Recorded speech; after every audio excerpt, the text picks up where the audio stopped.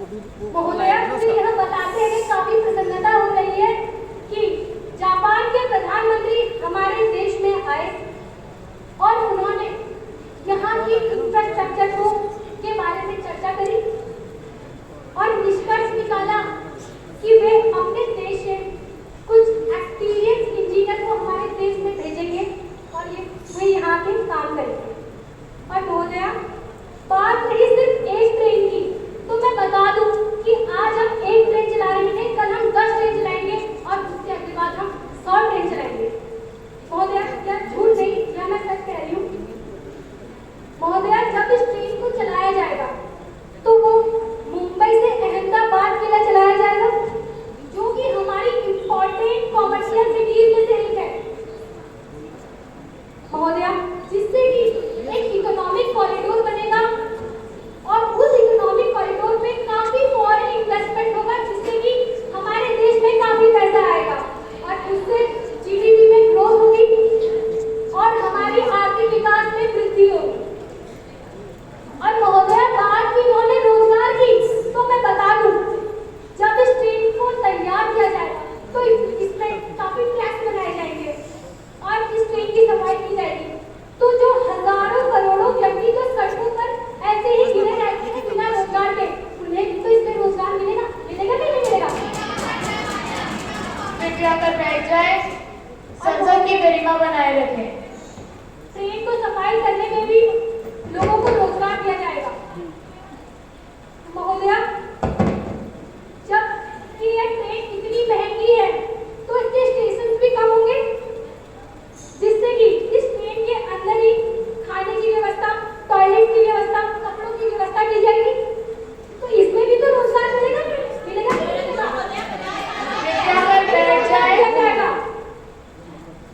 और महोदया, इन्होंने बात की गरीबी की, तो गरीबी कहाँ, जब लेबर्स को इतना रोजगार दिया जाएगा तो गरीबी तो स्वतः ही खत्म हो जाएगी ना। जब जेब में पैसा होगा तो गरीबी का तो नामो निशान ही मिट जाएगा। और महोदया, मुझे तो एक ऐसे भविष्य की कल्पना हो रही है ना। महोदय, क्या ये एक ही ट्रेन में लाखों लोगों को रोजगार दे सकते हैं? सदन के सभी सदस्य सदन की गरिमा बनाए रखें। मुझे अपनी बात रखने दीजिए। महोदय, मुझे ऐसी भविष्य की कल्पना हो रही है जहाँ पर प्रत्येक व्यक्ति के पास रोजगार होगा, पहनने के लिए कपड़े होंगे, खाने के लिए भोजन होगा और रहने के लिए सर के ऊपर छत होगी। वो समय भी कितना सुंदर समय होगा नहीं होगा? जी, मैं यह पूछना चाहती हूँ कि अगर 50 साल बाद ये पैसा वापस करने की बात आई तो हर व्यक्ति में कुछ कितना कर जाएगा? हाँ महोदय, बता रही हूँ, सब बताऊँ। महोदया, इन्होंने बात की कर्जे की, तो हमने कैलकुलेशन करी और प्रत्येक व्यक्ति पर डे 100 रुपये का कर्जा बनेगा और अगर उस पर रोजगार होगा, व्यक्ति के पास रोजगार होगा, तो वो अपने जेब से 100 रुपया तो दे ही सकता है ना महोदय। और महोदय, मैं एक बात कहना चाहती हूँ, इन्होंने कहा एक गीता, जिसे आप एक मानसिक पुस्तक समझ रहे हैं ना, वो एक ऐसी पुस्तक नहीं है, उस पर इस पूरे जगत संसार का सार लिखा है, इस पूरे जिस पर भगवान श्री कृष्ण कहते हैं, तुम कर्म करो, फल की चिंता ना करो, तो तुम्हें स्वयं ही प्राप्त हो जाएगा। तो मैं तो उन भगवान श्री कृष्ण के नियमों पर चलती हूँ और इसी प्रकार काम कर रही हूँ। और जैसे मैं इस ट्रेन को चलाने की प्रक्रिया कर रही हूँ और आप मुझे इस प्रत्येक देशवासी का पर्सनल यहाँ बैठे सभी लोग और देश की जनता के प्रत्येक व्यक्ति का सहयोग चाहिए। मैं काम कर रही हूँ इस मुद्दे पर और मैं ट्रेन चलाने का वादा भी करती हूँ और फल तो स्वयं ही अच्छा मिल जाएगा, उसकी चिंता तो आप न करें महोदया। धन्यवाद।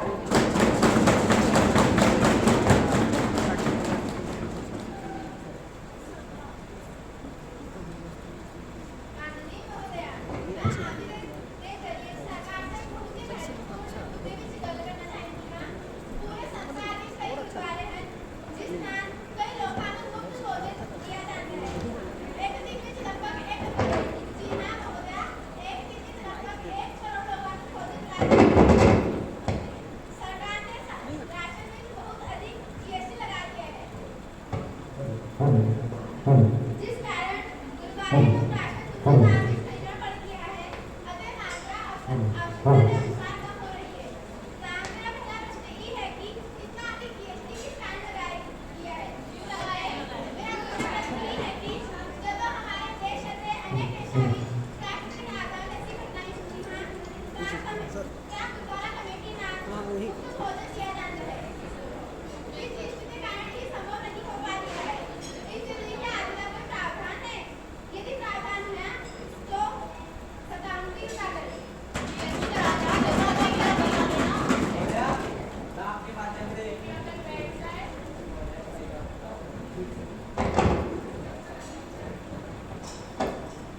महोदया, मैं आपके माध्यम से सरकार को यह बताना चाहता हूँ कि सरकार द्वारा चुनी गई ये सरकार इतनी दम नहीं कि एक दिन में करोड़ों लोगों को मुफ्त का भोजन उपलब्ध करा सके। महोदया, मुफ्त का भोजन। महोदया, मैं यह कहना चाहता हूँ कि अगर ये एक दिन में करोड़ों लोगों को मुफ्त का भोजन उपलब्ध नहीं करा सकते तो जीएसटी क्यों बढ़ा रहे हैं? इनको सिर्फ जनता को ठगना आता है, जनता से पैसे लूटना आता है, उनके लिए कार्य करना नहीं।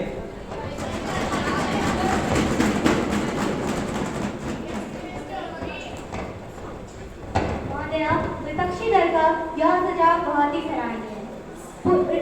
पूरे विश्व भर में प्रतिदिन लाखों लोग भुखमरी से मर रहे हैं। इसी भुखमरी से निपटने के लिए कई गुरुद्वारे और समाज सेवक स्थान जैसे कि एनजीओ और कई धर्मशालाएं रात दिन मिलकर उन भूखे लोगों को खाना खिलाने में अपने निरंतर प्रयास कर रही है। यह सिर्फ उनका नहीं, हमारा भी धर्म है कि हमारे देश का कोई भी नागरिक भूखा ना सोए। न सिर्फ हमारे देश का नागरिक बल्कि हर प्राणी कोई भूखा ना सोना चाहिए, क्योंकि जीवन तो सब में है ना। तो आप जीएसटी क्यों बढ़ा रहे हैं? आते हैं सभ्य करते। यह महोदया, श्री माननीय जी के कहे के कथन पर मैं यह बताना चाहूंगी कि हमारे मौलिक अधिकारों में से एक अधिकार है राइट टू फूड। अगर आपको नहीं पता तो मैं आपको अवगत कराती हूँ। इस राइट के अंतर्गत हमारी भारत सरकार गरीबों को मुफ्त भोजन प्रदान करती है, परंतु हमारी सरकार यह प्रयास जरूर करेगी कि आप सभी समाज सेवक स्थानों को जीएसटी फ्री राशन प्रदान कर सके, क्योंकि लोगों की भलाई के लिए काम करना हमारी सरकार का पहला कर्तव्य है। क्योंकि हमारी सरकार बैठकर बोलने वाली सरकार नहीं, काम करने वाली सरकार है, काम करने वाली सरकार। महोदया, हमने एक कमेटी गठित की है जिसमें हमारे सदस्य के लोग इस पर विचार विमर्श कर रहे हैं। हम जल्द ही एक बिल जारी करेंगे जिसमें यह सुनिश्चित होगा कि सभी गुरुद्वारे, ना ही सिर्फ गुरुद्वारे बल्कि सभी समाज सेवा स्थानों को जीएसटी फ्री राशन मुहैया कराया जा सके, जिसमें आप सभी का योगदान सराहनीय होगा। धन्यवाद। जैसा कि विपक्षी दल का प्रश्न था कि जीएसटी क्यों लगाया गया है, तो मैं आपको बता देना चाहता हूं कि यह जीएसटी जीडीपी की इनकम बढ़ाने के लिए लगाया गया है, जिससे देश के आर्थिक विकास में वृद्धि हो सके। महोदया, जैसे इन्होंने जीएसटी फ्री राशन की मांग करी है, तो मैं इस संदर्भ में कहना चाहता हूं कि हम पूरे देश भर में समाज सेवा स्थानों का डाटा कलेक्ट करेंगे ताकि हम इन सभी स्थानों पर जीएसटी फ्री राशन उपलब्ध करा सकें। धन्यवाद। May I have your attention, please? Now, the House will take up the consideration of Commission of Sati Prevention Bill. Minister of Women and Child Welfare, please. Mr. Speaker, I like to move. Ma'am, the House is aware of the crime of sati recently committed in the village of our country. All the section of the society has condemned the incident of sati and its glorification. Although the offense of the attempt to commit suicide is contained in the section 309 of Indian Penal Code, but the punishment is not deterrent enough to prevent such a practice. Therefore, with a view to provide more strict punishment to those violating the act of sati, the government has put forward the bill before the House and some important provisions of the bill are: the bill defines sati as burning alive of a widow where a deceased husband. There are also some cases where women have been burnt alive with her brother or stepson. Anyone who who violates the law would be punishable with maximum penalty, that is death or imprisonment for life. Those guilty of such offence shall be disqualified from inheriting the property under the Representation of People's Act of 1951 for a period of 5 years from the date of such convictions.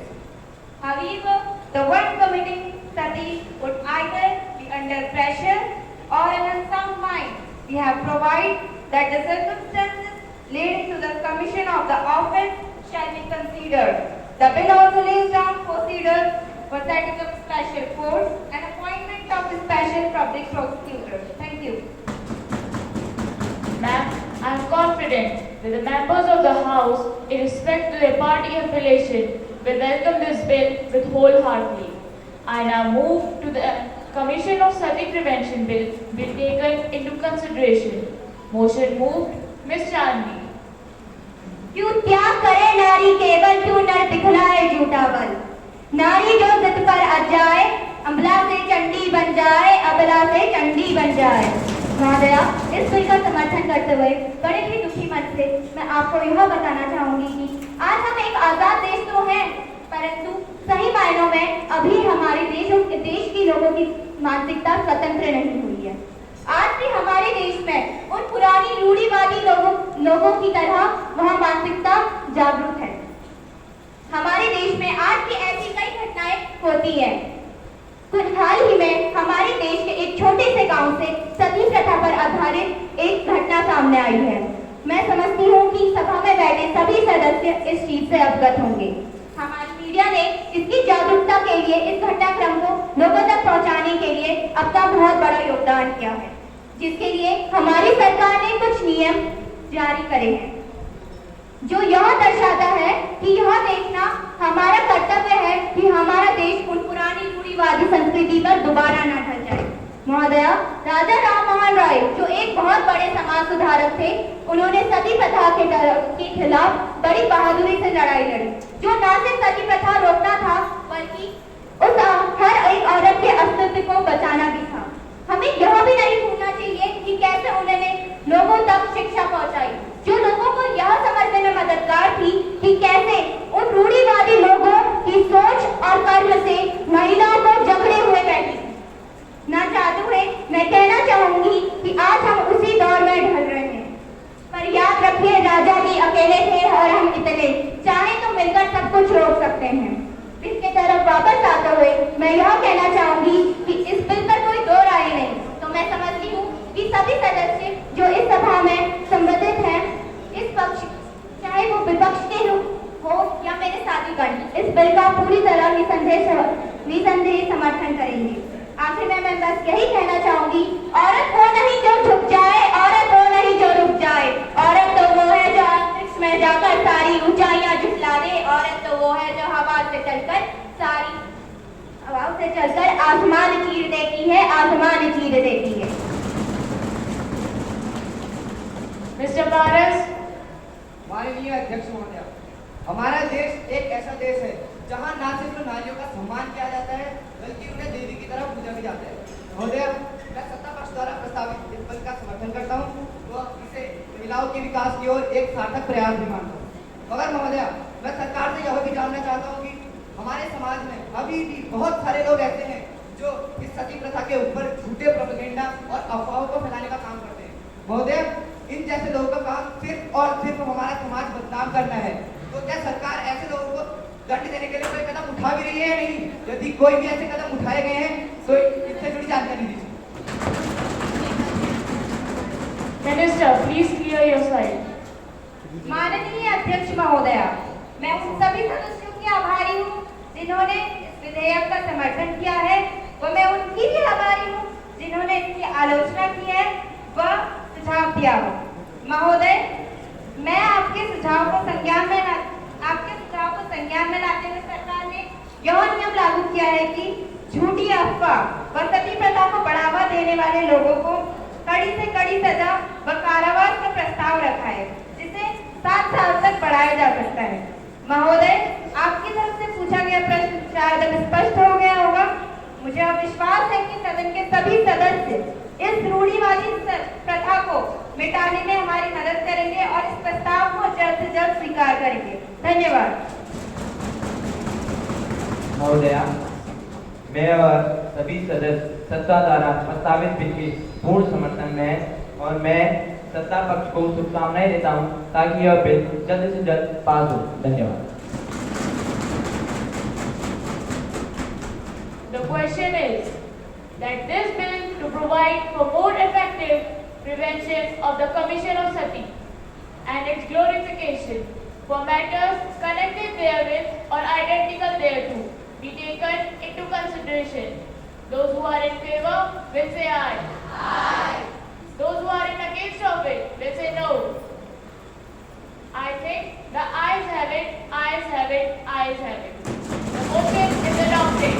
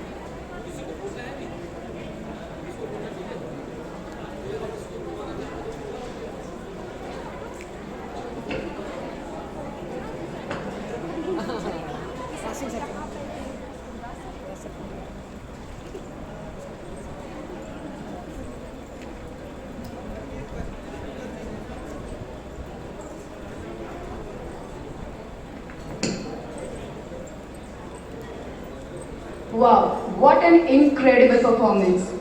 Thank you children for being such a good example of how talent combined with great work shows up. We all are so impressed on your incredible performance. This performance assures us that the future of this country is in good and safe hands. We have such a revered guest with us today who witnessed these proceedings. So before we announce the results, it's time to invite suggestions and observations from these guests, jury members.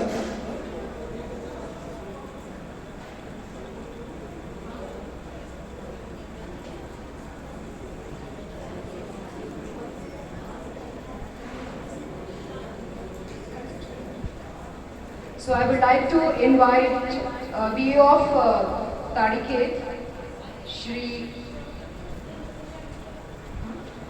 Shailendra Singh Chauhan ji, here on the dais to express his suggestions and observations.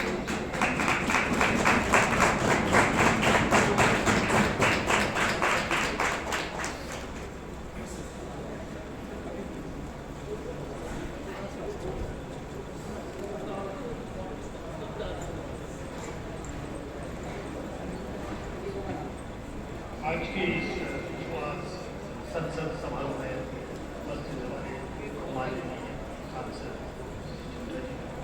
यहाँ के प्रधानाचार्य नैनीताल से हमारे प्रधानाचार्य सिंह साहब तथा उपस्थित हमारे समस्त प्यारे प्यारे बच्चे जिन्होंने आज हमें यहाँ पर एक संसद में प्रतिभाग करने का एक शुभ अवसर दिया है, तो इसके लिए मैं आप सबको पूरे पक्ष विपक्ष सहित समस्त स्टाफ को मैं शुभकामनाएं देता हूँ। और बहुत अच्छा आप लोगों के द्वारा ये प्रयास किया गया है और वास्तव में आज जैसा हम देखते थे जैसे टीवी में, क्योंकि संसद भवन में तो हमें तो मौका नहीं मिल पाया, लेकिन आप लोगों ने जो प्रयास किया है टीवी देख के किया होगा, जो प्रयास किया होगा, ऐसा ही हमें भी आप लोगों की तरह बहुत अच्छा अनुभूति हुई है। और वास्तव में ऐसा लगा है कि हम संसद भवन के अंदर ही बैठे हुए आप लोगों को दर्शक जगह से देख रहे हैं। तो मैं आप लोगों को आपकी जो ये कॉम्पिटिशन है इसके लिए सभी लोगों को शुभकामनाएं देता हूँ।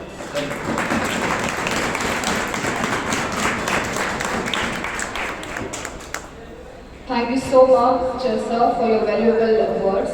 Now I would like to invite Shri Raj Singh Ji, Principal JME Nainital, to present his suggestions.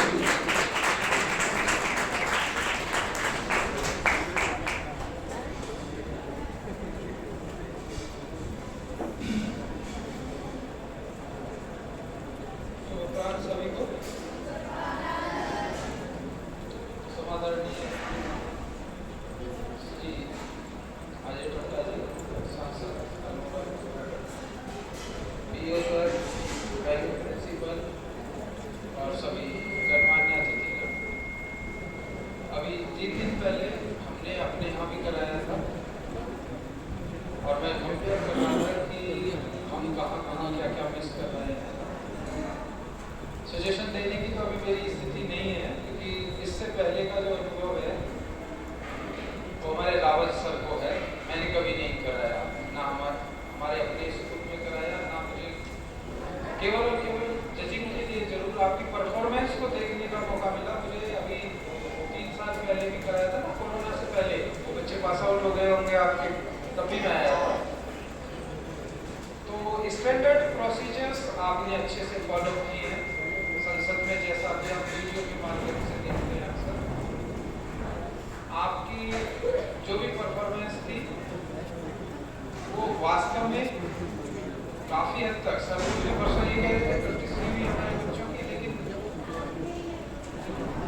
कम ही है, but you are far better than our student.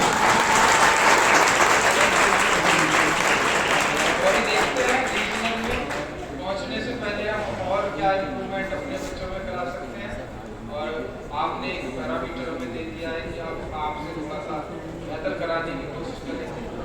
तो आपकी परफॉर्मेंस काफी अच्छी थी, बहुत अच्छे से किया आपने। मेरी बहुत बहुत शुभकामनाएं और सर को बहुत बहुत धन्यवाद, उन्होंने मुझे आने का मौका दिया। Thank you so much.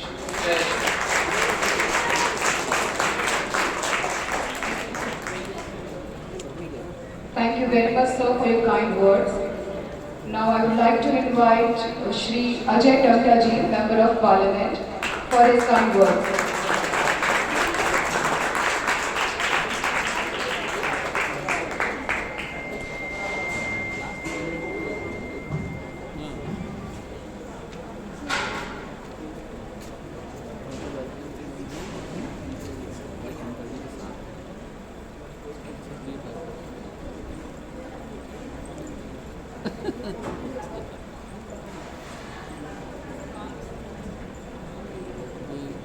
Navodaya Vidyalaya के आज के बहुत ही विशेष कार्यक्रम में भारत सरकार के द्वारा बच्चों के अंदर प्रतिभाएं और निकल गया है, और इस दिशा के अंदर बच्चों को अपनी शिक्षा व्यवस्था के साथ साथ व्यवहारिक ज्ञान के साथ साथ आने वाले समय के अंदर हमारे जानते हुए प्यारे बच्चों को इस देश के अंदर जो देश की व्यवस्थाओं को संचालित करने में जो सरकारों का योगदान होता है और सरकार कैसे करके अपना काम करती है,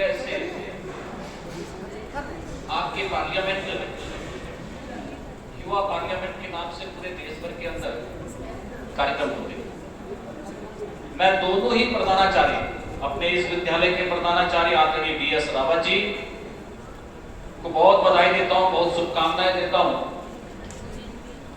कि मुझे आपने अपने जिले के अंदर अपने बच्चों के अंदर जो प्रतिभाएं शिक्षा के साथ साथ अन्य भी हैं और उनकी जो जागरूकता दिख रही है, तो उसके लिए मैं बहुत बहुत बधाई प्रधानाचार्य को देता हूं, हमारे रावत साहब को। और आज ही मैं मंच के माध्यम से हमारे नैनीताल जिले के प्रधानाचार्यों से माफी भी मांगता हूं, क्योंकि मुझे नैनीताल वाले कार्यक्रम में भी आपने चीफ गेस्ट रखा था, ऐसी युवा पार्लियामेंट के कार्यक्रम में, मगर मेरी कुछ ऐसी स्थिति उत्पन्न हो गई कि मैं आपके कार्यक्रम में नहीं रह पाया। और मुझे लगता है कि आप ही विद्यालय के बच्चों ने इसी प्रकार का प्रदर्शन किया होगा। मेरी तरफ से सारे बच्चों को शुभकामनाएं हैं और बधाइयां भी।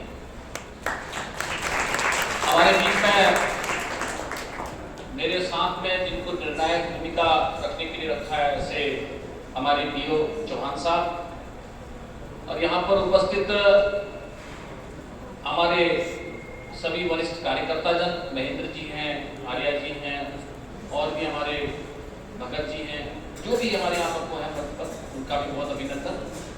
विद्यालय की व्यवस्था में लगे सभी ऐसे हमारे टीचर्स, उनके साथ यहाँ पर कुछ अभिभावक भी आए, अभिभावक जन भी,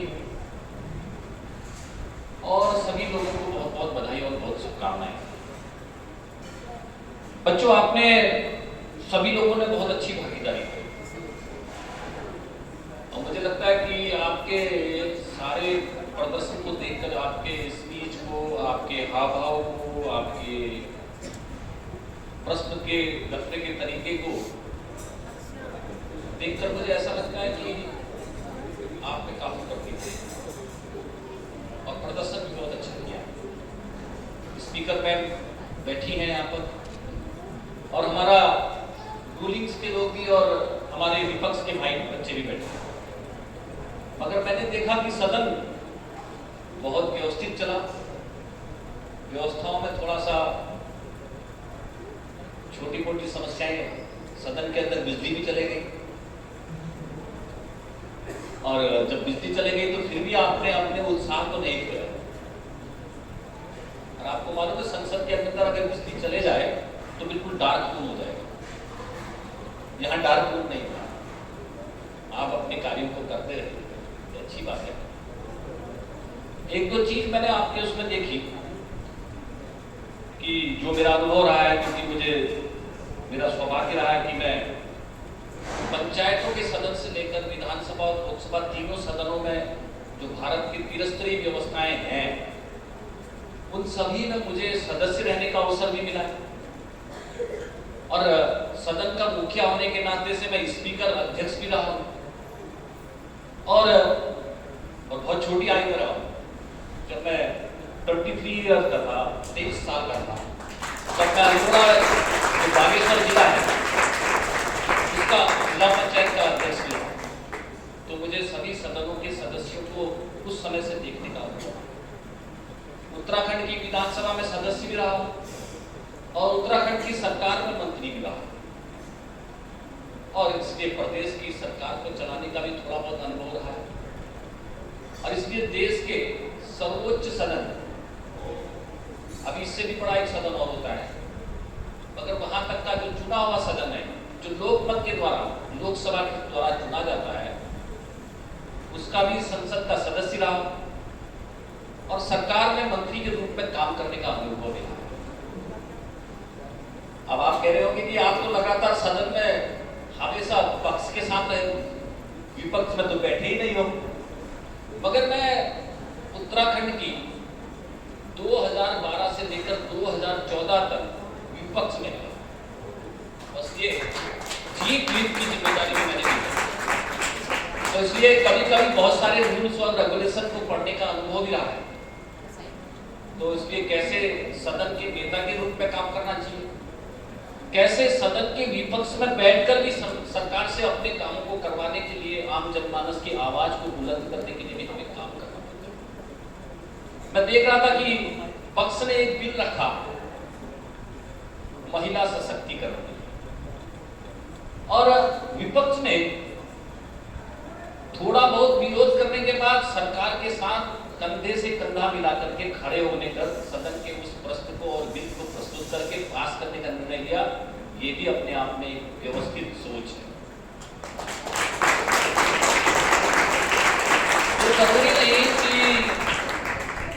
ये जरूरी नहीं कि हमेशा सदन के हर बातों के साथ विपक्ष साथ दे। अगर राजनीतिक प्रक्रिया और राजनीतिक विद्वेष ना रहे तो कभी भी कोई सरकार कोई भी बिल को जब लाती है तो उससे पहले एक मिनी पार्लियामेंट होता है और उसको कहते हैं हम लोग जैसे कि लोकसभा के 10 सदस्य हैं और राज्यसभा के 10 सदस्य हैं, तो उन जो बिल को हम लेकर के आते हैं सदन में तो पक्ष और विपक्ष सभी लोग होते हैं और अन्य दल भी रहते हैं। ऐसा नहीं है जिसकी सरकार नहीं भी मतलब वो विपक्ष में नहीं भी है, उनके भी कम सांसद हैं। बहुत सारे क्षेत्रीय दल हैं जो नेशनल कुछ राष्ट्रीय दल भी हैं, ऐसे दल के लोग भी उसमें सदन में रहते हैं। उसको स्टैंडिंग कमेटी और या पार्लियामेंट्री कमेटी, उस कमेटी में बहुत सारा चर्चा होता है और उस चर्चा के बाद ही उस बिल को प्रस्तुत किया जाता है। अगर बिल फिर भी फेल हो जाए, विपक्ष बहुत विरोध करे नहीं इसको ऐसा होना है, तो फिर एक पार्लियामेंट्री कमेटी और निर्णय लेती है स्पीकर की अनुमति से, उसको बोलते हैं joint parliamentary committee. Joint parliamentary committee के बाद ही फिर वापस बिल सदन में आता है और सदन में लोकसभा में बिल पास होने के बाद फिर उससे बड़ा एक सदन है, उसको बोलते हैं राज्यसभा का सदन। राज्यसभा का सदन की अध्यक्षता हमारे उसकी अध्यक्षता करने का निर्णय उपराष्ट्रपति करता है और इसलिए संसद के लोकसभा से बिल पास होने के बाद राज्यसभा में बिल पास होता है, पुनः लोकसभा में पास होने के बाद राष्ट्रपति के बाद उस पर अधिसूचना जारी हो जाती है, गजट नोटिफिकेशन हो जाता है और वो बिल देश के अंदर सभी डिपार्टमेंट से संबंधित प्रस्तुत कर दिया जाता है और सरकार उन व्यवस्थाओं को संचालित करती है। जिले और ब्लॉक तक की योजनाओं को, हर एक व्यक्ति तक की जो योजना है उसका इम्प्लीमेंटेशन, ये एक प्रक्रिया है। और इसलिए आज की प्रक्रिया में मैं देख रहा था कि आपने शपथ ग्रहण भी कराया, वो सेरेमनी का कार्यक्रम भी कराया, एक पार्लियामेंट को पूरा दर्शाने का काम किया और जहां आपने संसदीय प्रक्रिया का अनुपालन भी किया। पूरक प्रश्नों के लिए विषय प्रस्तुत का भी चयन आपके बहुत अच्छा था, उत्तर भी मंत्रियों के द्वारा से बहुत अच्छे दिए गए, चर्चा के चयनित विषय भी आपके बहुत अच्छे आपको तैयारी कराए गए, आपने स्वयं किए होंगे और जो भाषण की गुणवत्ता है उनका भी स्तर बहुत अच्छा था। संपूर्ण प्रस्तुति आप लोगों की बहुत अच्छी रही है। एक चीज का हमेशा ध्यान रखते हैं क्योंकि ये सदन नहीं है, आपने भी देखा होगा कि मैं बेल से नहीं आया क्योंकि ये आपका पार्लियामेंट चल रहा है। एक बहुत इंपॉर्टेंट चीज है जो हमारा सदन है, सदन में पक्ष और विपक्ष के बीच में एक जगह होती है जहां हमारे महासचिव रह रहे हैं, महासचिव बैठे हैं, तो ये महासचिव के बीच में जो बैठे हैं ये लोग, ये राइटर है, कृष्ण राइटर, जो आप बोल रहे हैं या जो कार्यक्रम कर रहे हैं वो महासचिव के पास है। और इसलिए जब इसको बेल बोलते हैं, इसको कुआं बोलते हैं, ये बीच की जगह, इस बीच की जगह में कभी भी सदस्यों को नहीं आना चाहिए और इसीलिए उसको कुआं बोला जाता है हिंदी भाषा में। तो क्योंकि जब बहुत विरोध हो जाता है तो आप देखते हो कि बीच में आ जाते हैं तो वो भारी प्रदर्शन होता है और भारी प्रदर्शन होता है उसके बाद भी और सारी प्रक्रिया करते हैं। बहुत सारे लोग जोर जोर से नारे लगाते हैं, बहुत सारे लोग आपने देखे होंगे, बहुत सारे लोग कागज भी फाड़ने लग जाते हैं या तख्ती लेकर आते हैं, यहाँ तक की स्थिति भी उत्पन्न हो जाती है। तो वो स्थिति उत्पन्न होने पर स्पीकर का बार बार स्पीकर उसको समझाते हैं कि भाई आप अपने स्थान पे बैठिए, अपना स्थान ग्रहण कीजिए, आपके प्रश्नों के उत्तर मिलेंगे, सरकार के मंत्री या संसदीय कार्य मंत्री या प्रधानमंत्री आपका जवाब देंगे। अब अगर वो नहीं जाएंगे तो 2-3 बार स्पीकर अलर्ट करें और अलर्ट करने के बाद उनकी सदस्यता समाप्त नहीं कर सकते, बट उनको कुछ दिनों के लिए हाउस से बाहर की अपनी रास्ता दिखा सकते। और इसलिए रूलिंग को तो कभी आना ही नहीं है इस बीच में, और अपोजिशन जा सकता है क्योंकि वो वहां तक की उसकी स्थिति है। ऐसा नहीं है कि उसको नहीं जाना चाहिए, मगर जाना के साथ साथ स्पीकर, क्योंकि ये विक्रमादित्य की कुर्सी है, ये वहीं से गठित है। कहां से? जहां से चंद्रगुप्त मौर्य और चाणक्य का जीवन, इसीलिए ये विक्रमादित्य की कुर्सी मानी जाती है। और ये सदन के लिए स्पीकर या ये कुर्सी का होता है, जो चक्र बनाया ये सब बने भारत, तो इसका अनुपालन करना पक्ष के और विपक्ष के सभी साथियों को मंजूर होना चाहिए। और चूंकि कोई भी सदन में कोई भी प्रस्ताव आएगा या विध आएगा, वो सबकी सहमति के बाद ही पास होगा, सर्वसम्मति से पास होगा। विपक्ष को अपने कहने का अवसर मिलना चाहिए, निसंदेह कोई समस्या नहीं, और पक्ष को भी कभी जबरदस्ती नहीं दबाना चाहिए, और किसी बात को जोर अपना इतना नहीं देना चाहिए कि जबरदस्ती किसी प्रस्ताव को पास नहीं कर सकते। सबसे बड़ी बात है कि बिल सर्वसम्मति से पास होना चाहिए, क्योंकि वो भारत के एक एक व्यक्ति को अफेक्टिव करता है, एक एक व्यक्ति के लिए वो बहुत महत्वपूर्ण है। इसलिए आज के इस कार्यक्रम में आपके सारे प्रस्तुतिकरण को मैंने देखा, आपको बहुत बहुत बहुत बधाई है। मार्शल साहब भी खड़े हैं, ये मार्शल का महत्व बहुत ज्यादा है। सदन के अंदर ना पुलिस होती है ना कुछ होता है, मार्शल सबसे बड़ा इंपॉर्टेंट। मार्शल ही क्या है कि व्यवस्थाओं को सुदृढ़ करने में, क्योंकि विक्रमादित्य की कुर्सी को बचाने वाले अगर कोई होते तो मार्शल होते, तो इसलिए मार्शल का भी महत्व। यहाँ इस सदन के अंदर सबका महत्व है। दर्शक दीर्घा का महत्व भी, हम दर्शक दीर्घा थे, उनका भी बहुत महत्व है, इसलिए विशेष रूप से दर्शक दीर्घाएं भी होती है। और इसलिए पत्रकारों का भी बहुत महत्व है, क्योंकि पत्रकार उन सब विषय को, आज सदन की कार्रवाई ये रही, आज सदन की कार्रवाई ये रही, कहीं ना कहीं हर एक व्यक्ति को देने का, पहुंचाने का, निर्णय पहुंचाने का काम करते।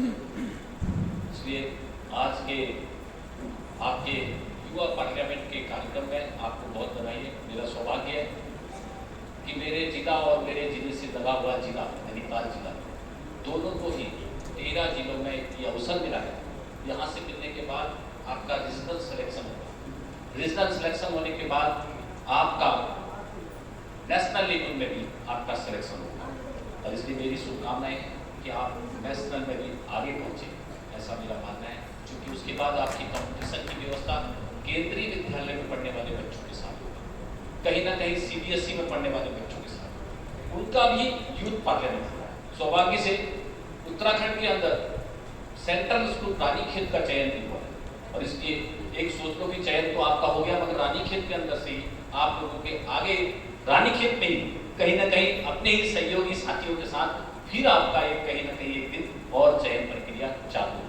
इसलिए मेरी तरफ से मैं जितने नंबर दे पाया हूँ, आप लोग कोई भी नाराज नहीं, मेरा प्रयास है कि सबको बराबर नंबर, तो मैंने बराबर नंबर ही दिए। इसलिए बहुत बहुत बधाई, बहुत शुभकामनाएं। पानी की समस्या आपके पास बहुत ज़्यादा परेशानी वाली है, मगर मैंने आपकी पानी की योजना के लिए स्पेशल बोला है, शायद आपकी योजना का कार्य चल रहा है, उसकी DPR भी बन रही है, और DPR बनने के जो पानी की समस्या का समाधान आपका हो जाएगा। आपने मुझे टैंकर के लिए बोला है, मैं इसको देखता हूँ, क्योंकि मेरे जो निधि है सांसद निधि, उस सांसद निधि में क्योंकि कुछ नियम होते हैं कि हम किस पर इन्वेस्टमेंट कर सकते हैं। अगर टैंकर की व्यवस्था होगी तो हम व्यवस्था को आपको देने का काम करेंगे। मैं समझता हूँ कि कुछ ना कुछ आपको पॉजिटिव मिलेगी। पानी की समस्या का समाधान करना मेरे लिए बहुत आवश्यक है। बस ये बच्चे ये सोच रहे कि पानी मिलेगा नहीं मिलेगा, सांसद जी आए हैं तो आपने इसको पार्लियामेंट पर रखा था, और इसलिए पार्लियामेंट में अगर जवाहर नवोदय विद्यालय की समस्या पानी की रखते तो शायद कोई सदस्य कहता कि मेरे संसदीय क्षेत्र के अंतर्गत जवाहर नवोदय विद्यालय रानीखेत में पानी की बहुत समस्या है, उसका समाधान करें, जल जीवन मिशन के अंतर्गत उसको जोड़ा जाए। इसलिए मैं आपको बोलता हूँ कि जल जीवन मिशन में घर घर पानी देना है, तो इन बच्चों की समस्या का समाधान भी जल जीवन मिशन के अंतर्गत आने वाली योजना के अंदर मैंने खुद ही बनाया, खुद ही उसको निर्देशित किया डिपार्टमेंट को, उसको हम जल्दी से जल्दी यहाँ पानी बचाने के लिए विशेष योजना का प्रारंभ करेंगे। बहुत बहुत बोलो भारत माता की, बोलो भारत माता की, बोलो भारत माता की।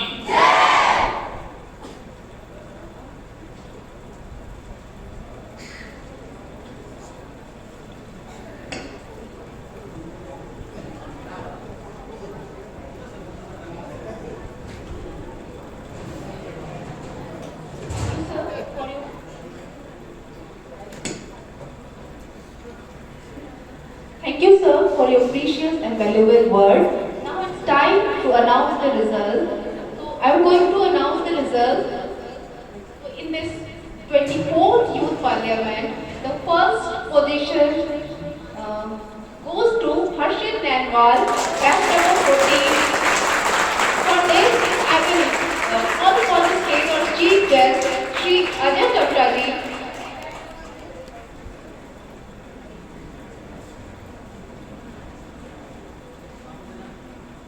To award Harshit Nanwal the first position. Please give him a big hand of applause.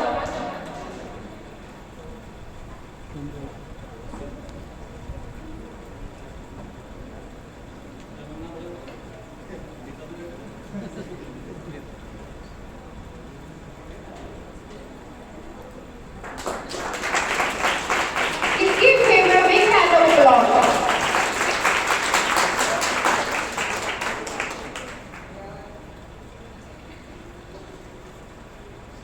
Now, the second position goes to Bhumika Rawat.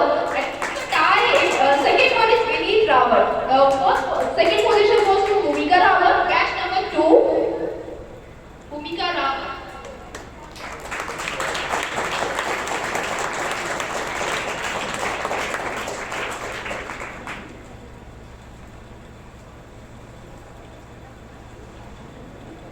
Please give her a big hand of applause. Same time, second position goes to Vineet Rawat, the batch number 8. Please give him a big hand of applause.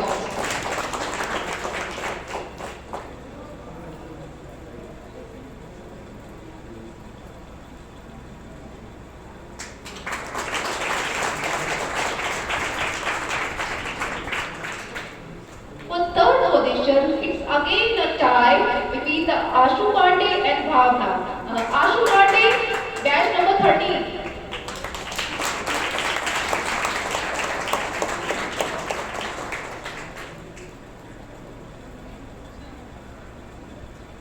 Please give her a big hand of applause.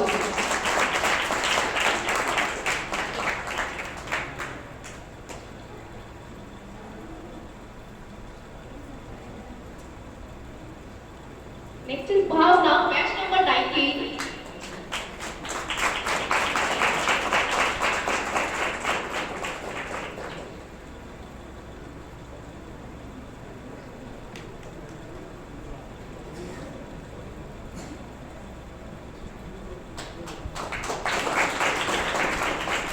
Now we have come to the conclusion part. For this purpose, I would like to call our Vice Principal Sir, Shri Satyakal Ganwarji, to come on the stage and propose a vote of thanks. Thank you.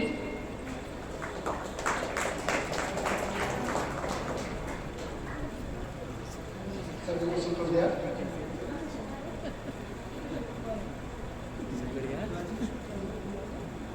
Youth parliament के समापन के अवसर पर माननीय सांसद